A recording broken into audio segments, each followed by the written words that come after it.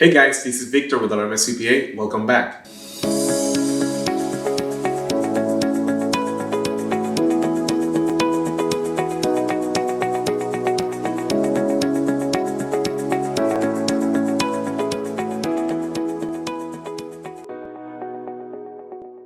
In today's video, guys, I would like to share with you some of my thoughts on this real estate market, that we're living here in 2021.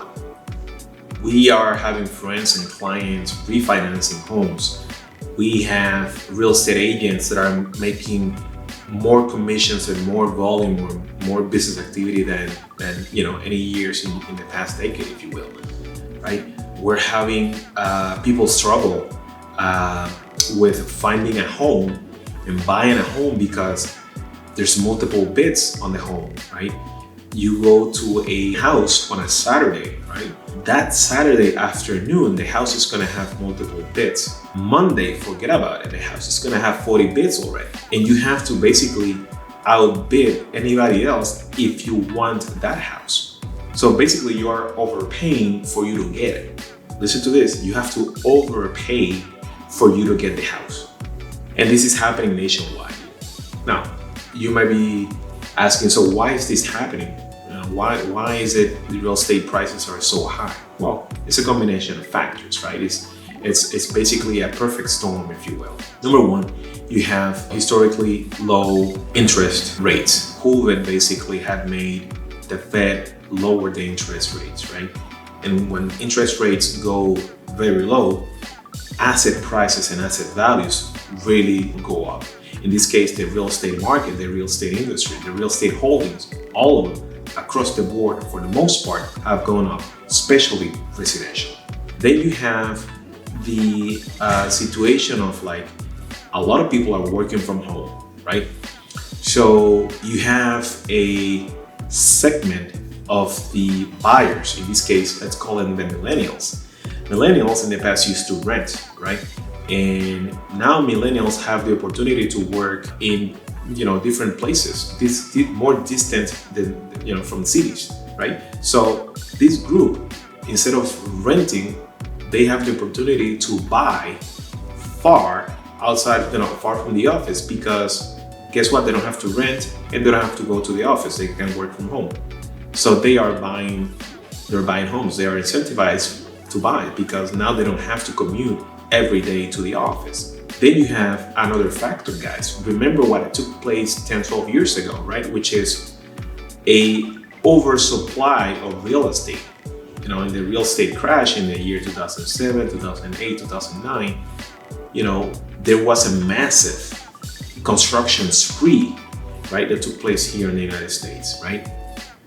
And since then, yes, the real estate market has come back. However, there was no oversupply. There was basically a match of like buyers and sellers, right?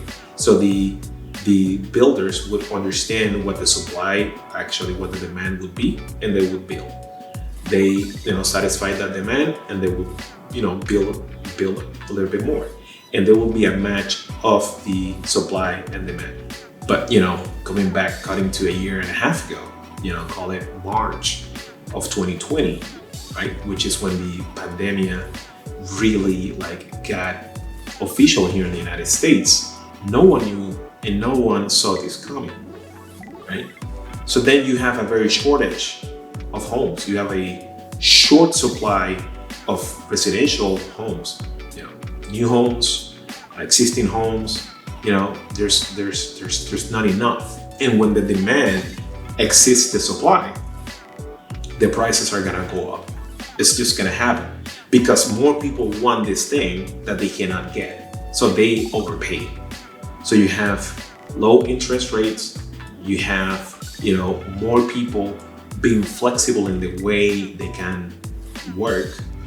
And then you have a demand that exceeds supply, right? And for that reason, the real estate market is excellent right now for sellers. Why? Because they can choose, they can dictate the price.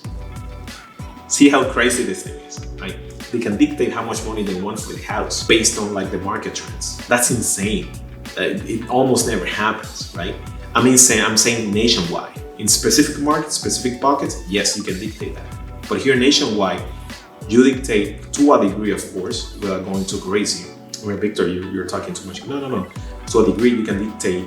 You can choose who you want to sell the house to. I was talking to a client of mine yesterday, 2 days ago, and she literally told me I chose who I'm going to sell the house to. And these are the elements that I consider. Number one, the price. They were willing to pay for what I was asking, she told me. Number two, how ready they were to buy. They had their financing line up, they had their banking line up, they had their pre-approvals letter line up, they had down payments, they were ready. The transaction was not contingent upon the buyer selling the existing home. They had that already taken care of. So in this case, the seller, it's basically, choosing who is going to do business with. And she dictates the terms, which is insane. And this is happening in different markets. It's happening in California, it's happening in Atlanta, Georgia, it's happening in New York, it's happening in Florida, it's happening in Vegas, it's happening in Texas, it's happening in, pretty much, every major city in the US. And the $1 million question is, all right, so how long is this thing is gonna last? How long is this thing gonna go? Well, no one knows for sure. We don't know, right? There's gonna be a post-pandemic, job market. There's gonna be a post-pandemic behavior of buyers and sellers, right? There's gonna be a post-pandemic, labor situation in terms of unemployment, what the employers are willing to offer and what the people are willing to ask for them to work, right?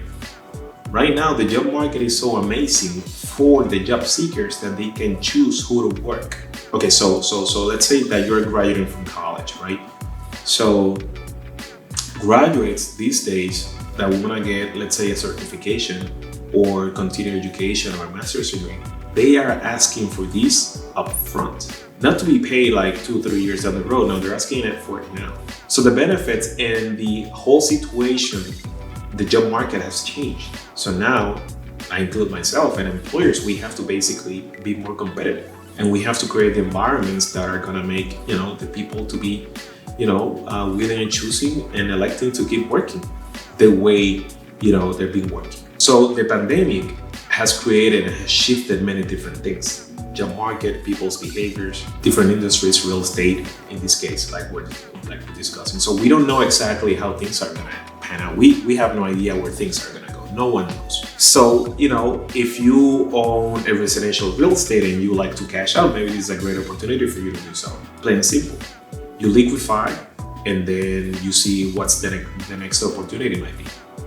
You might also say, okay, I think this thing is just gonna keep going up, All right, so I'm just going to do a line of credit and have it ready in case I want to, instead of selling, I just utilize the line of credit, and then I can do other things, investing in other businesses and so forth. So if you own residential real estate, maybe you are in a great position because you can dictate terms. If you're buying real estate, you have to then be very selective, and you have to understand you probably will be overpaying for the real estate.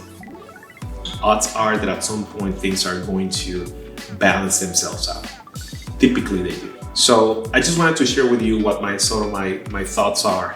My reaction, if you will, is to the real estate market these days.